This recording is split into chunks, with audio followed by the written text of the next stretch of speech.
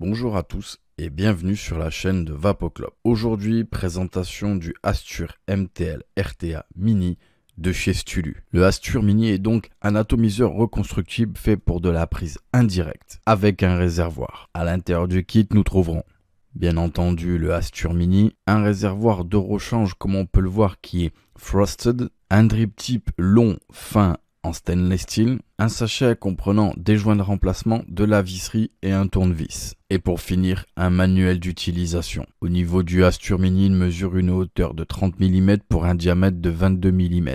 Au sommet, nous avons un drip tip qui est moins fin que le premier et plus court et qui lui est en Delrin. Bien entendu, c'est un drip tip type 510. Ensuite, au sommet, nous voyons ici des petites flèches avec des encoches. Et au niveau du drip tip, on a une pièce métallique pour pouvoir bien accrocher le top cap.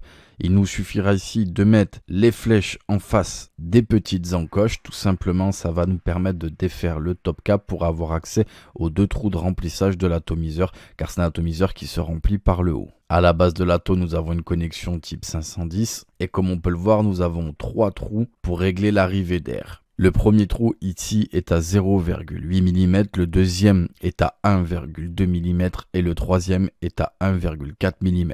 Je pourrais bien évidemment ici saisir la base et la dévisser, ce qui me laissera apparaître d'un côté le réservoir que je pourrais désolidariser pour effectuer un nettoyage complet ou le changement du tank en Pyrex. Et de l'autre côté, nous avons le deck de reconstruction. Comme on peut le voir, il est très simple, nous avons un pôle plus, un pôle moins, deux vis type cruciforme. Au niveau des vis, quand elles seront dévissées, on le voit, on a des petites encoches pour pouvoir faire passer son fil. Et la résistance sera positionnée de manière horizontale au-dessus des deux arrivées d'air. Il existe des pièces de rechange pour avoir une seule arrivée d'air. À mon sens, cette arrivée d'air est vraiment performante car elle vient lécher la totalité de la résistance. Nous avons ensuite ici deux ouvertures au niveau du deck pour pouvoir passer le coton qui va aller jusqu'au fond de la cuve pour récupérer le liquide. Nous allons maintenant effectuer la reconstruction de cet ato. Ici, pour pouvoir faire la reconstruction de l'atomiseur, je vais dévisser les deux vis. Une fois mes deux vis dévissées, ici, au préalable, j'ai fait une résistance en Cantal 0,3 autour d'un axe de 2,5 et environ 6 tours, ce qui va de faire à peu près que nous allons être aux alentours de 1 ohm. Je viens ici placer ma résistance au centre de l'atomiseur et je viens ensuite resserrer mes plots. Comme vous pouvez le voir, ma résistance n'est pas vraiment bien mise. Elle est un tout petit peu décalée vu que j'ai voulu serrer mes plots. Là, tout simplement, nous allons prendre l'atomiseur, le monter sur une box, faire chauffer et venir remettre nos spires correctement. Au préalable, je vais venir couper les fils. Ici, comme vous pouvez le voir, j'ai mis ma résistance correctement bien au milieu au-dessus des arrivées d'air. Je suis à 1,12 ohm, je suis réglé à 12 watts, je fais chauffer ma résistance, je vérifie qu'elle chauffe bien de l'intérieur vers l'extérieur puisqu'avec cet atomiseur je vais faire un micro-coil. C'est le cas, nous allons passer au cotonnage. Pour ce faire, j'ai pris une bande de coton que je suis venu bien aérer puis resserrer. J'ai fait un bout un petit peu pointu pour pouvoir le passer à l'intérieur de ma résistance. Et ensuite, je passe le coton à l'intérieur de ma résistance comme ceci. Pour être sûr que mon coton soit correctement placé, ici, je dois pouvoir le manipuler et faire des allers-retours avec une toute petite résistance. Ici, rappelez-vous, on doit passer le coton jusqu'au fond de la cuve, donc il faut laisser un peu de coton. Moi, ce que je fais avec cet atomiseur-là, je viens rabattre ici sur le côté et je coupe au niveau du plateau. Je prends ensuite un ciseau et je viens couper. Je fais la même chose de l'autre côté. Je viens ensuite à l'aide d'un outil fin passer mon coton à l'intérieur de ces petites encoches qui mènent jusqu'au fond de la cuve. Si cette opération est un petit peu difficile, il vous suffira tout simplement d'humecter votre coton avec le liquide que vous allez mettre à l'intérieur de l'atomiseur ou de la base neutre, ce qui vous aidera à manipuler le coton. Comme vous pouvez le voir, des deux côtés, le coton est passé jusqu'à la cuve. Bien entendu, ici, il ne faut pas que le coton soit trop tassé. Là, comme on peut voir, mon outil passe correctement.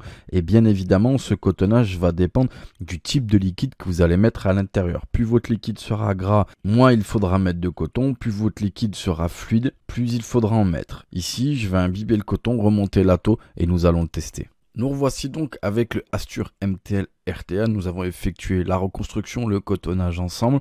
Ma résistance est toujours à 1,12 ohm. J'ai ma box réglée à 12 watts. Je suis sur un liquide que je connais bien, une menthe un petit peu fort. En termes de réglage d'air, j'ai pris l'arrivée d'air la plus ouverte, soit 1,4 mm. Et c'est parti, on teste ça en prise indirecte.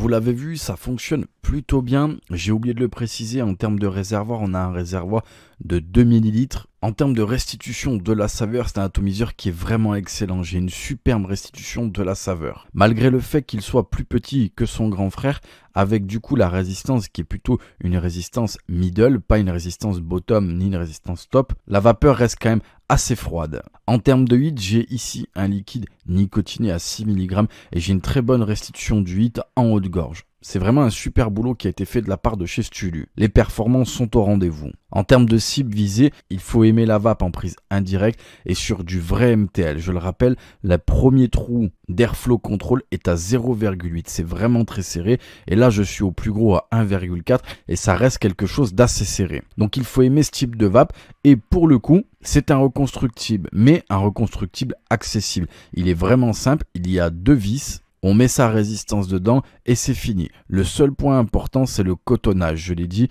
il faut gérer son coton en fonction de son liquide. Mais dans l'idée, avec ce genre d'atto, on va mettre des liquides en 50-50. Et sincèrement, le cotonnage est vraiment simple. Donc quelqu'un qui débute dans le reconstructible et qui aime la vape en prise indirecte, MTL, serré et qui veut des performances sera charmé par cet atomiseur. C'est vraiment un très bon atto. Voilà, ce sera tout pour le Astur MTL RTA Mini de chez Stulu et nous vous remercions d'avoir regardé cette vidéo sur la chaîne de Vapo Club.